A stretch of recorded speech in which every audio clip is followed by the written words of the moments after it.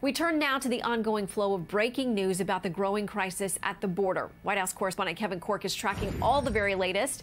Good evening, Kevin. Evening, Shannon. More questions to be sure tonight, and frankly, building anger about what has been happening along the U.S. southern border, where, as you know, thousands of migrants, including thousands of unaccompanied children, are being subjected to overcrowded, non-COVID compliant conditions, still with no apparent plan put into effect by the Biden administration to figure out some way, somehow, to stop them from coming.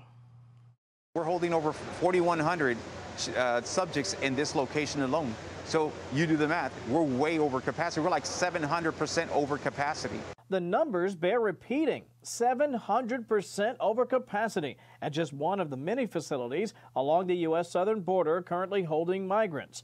The stunning revelation coming on a day that finally saw the Biden administration allow reporters to go inside the crowded border tents where record numbers of migrant teenagers and children have been held in recent weeks after crossing into the U.S. without their parents. They know that we're releasing them. They know that right now there's nothing stopping them. We're not going to deport them back to their country, so they keep coming in droves. The reporters allowed inside described an undeniable crisis, including one detention pod with 516 minors, despite a pandemic-rated capacity of just 32 people. The Biden administration is on pace to take in more than 17,000 unaccompanied minors this month alone, far higher than the previous record of more than 11,000 back in May of 2019. This as HHS officials tell Fox News that unaccompanied child migrants housed at the San Diego Convention Center have an alarmingly high COVID-19 infection rate.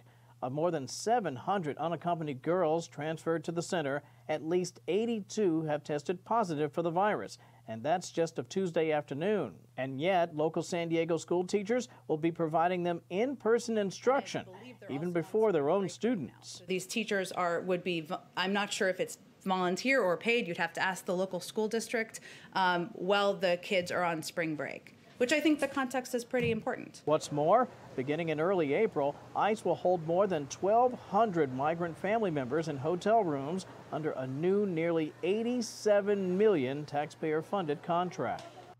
Now, according to the Washington Post, ICE claims it plans to release the families from hotels within 72 hours after providing them with health screenings, COVID-19 testing, access to clothing, meals, snacks, and unlimited phone calls. Finally, in the latest Marist survey, Mr. Biden's grade with the American people when it comes to his handling of the immigration crisis is frankly cratering. It's down to just 34% approval of the job he is doing on the border crisis. That is a figure that includes approval of just 5% of American Republicans. Shannon? It is a difficult mess down there. Yeah. Kevin, thank you very much. You bet.